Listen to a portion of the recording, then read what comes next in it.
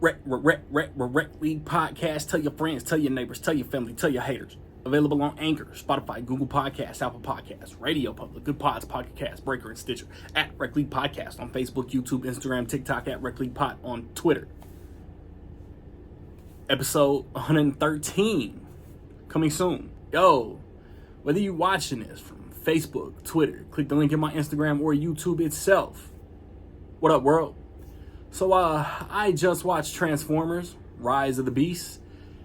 This is a follow-up to 2018's Bumblebee. It is overall the 8th Transformers movie, possibly the 7th movie in this canonical franchise. Maybe the 2nd. I don't know. It stars Anthony Ramos, Dominique Fishback, Lauren Velez, some voices: Peter Cullen, Pete Davidson, Liza Koshy, Michelle Yeoh, Coleman Domingo, Ron Perlman, Peter Dinklage, and it is directed by Stephen Cable Jr., who directed Creed 2. There's a group of Transformers. Some are good, some are bad. The good ones are trying to prevent the bad ones from obtaining this tool that their boss can devour planets. They wind up on Earth. The Autobots are already on Earth, and it becomes kind of like a team up to stop basically motherfucking Galactus. Omnicron, I want to say, is the big overlord antagonist. But yeah, good versus bad. There's robots, there's humans involved. And I enjoyed these I really enjoyed Bumblebee. So when a new Transformers was announced, not directed by Michael Bay, I was excited. I loved Creed 2, so when it was announced that Stephen Cable Jr. was doing it, I was even more excited. I went in hopeful. Like I said, I loved the my only beef with the trailers was that it shows 1994 across the screen, but then it's playing Rough Riders Anthem by DMX that came out in 1998. So they don't do that. Like, going into this movie, when it like the 90s, New York, brother, Mutant Nas, Wu-Tang, Big, and then like there's Power Ranger t-shirts, the clothes, bro, the whole vibe. 1990s was so cool.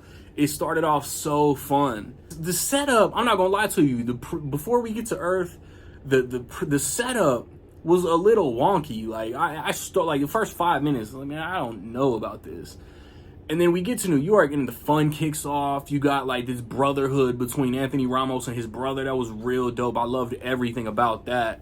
Dominique Fishback works at this like museum. She's not really getting taken too serious, but she knows exactly what she's talking about. So that was cool. Shockingly, bro, just like Awkwafina, I am not a Pete Davidson fan, but he steals practically every scene his voice is in this movie. His character's name is Mirage. Like, Mirage was probably the best new Transformer. You got Bumblebee, Optimus Prime. They're obviously badass Transformers. We know about them. Some of the new characters were dope. Peter Dinklage voices like basically the secondary antagonist, but as far as screen time, like, he's the primary antagonist. He was done better justice and is like a more menacing villain in the Transformers franchise than anything that's been done with Megatron. Scourge might be my favorite villain in all 8 of these movies. And it's like, bro, like Paramount, it's like going into Rise of the Beast, Paramount finally realized, if we want a good, enjoyable Transformers movie, just dissect the Michael Bay out of it. There's no ridiculous explosions. The primary human, the main human, isn't screaming every 5 seconds, and his annoying fucking parents aren't weighing the humor down. The humor lands a lot in Bumblebee, in Rise of the Beast. I thought the action was cool. The robot effects were cool. There's no overly sexualizing the female characters. The sexual jokes aren't there. Just everything Michael Bay taking out of these last 2 movies has improved this franchise vastly. That's the positive. But then Paramount is looking at like every other studio, and it's like, yo, we got to make a move. So like the last like 10 minutes of this movie does something that I don't know how they're gonna pay off. But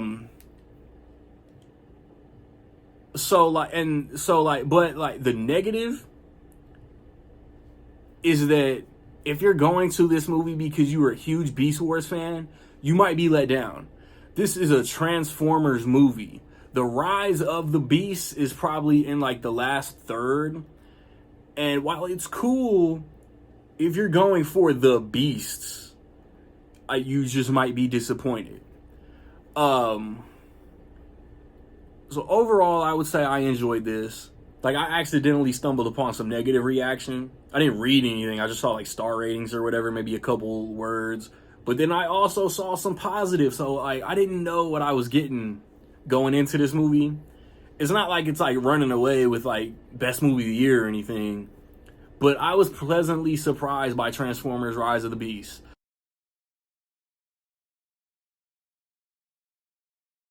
With all that being said, I will say that in my opinion, Transformers Rise of the Beast is almost dope. Have you seen Transformers Rise of the Beast, man? What you think about it? Positive, negative, somewhere in between? Let me know.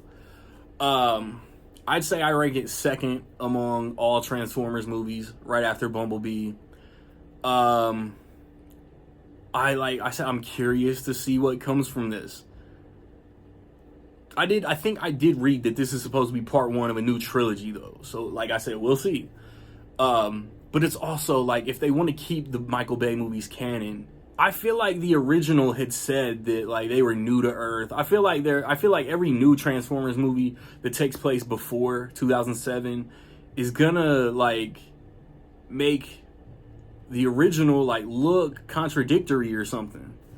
But whatever, man. I recently put up reviews for Spider-Man Across the Spider-Verse, The Little Mermaid.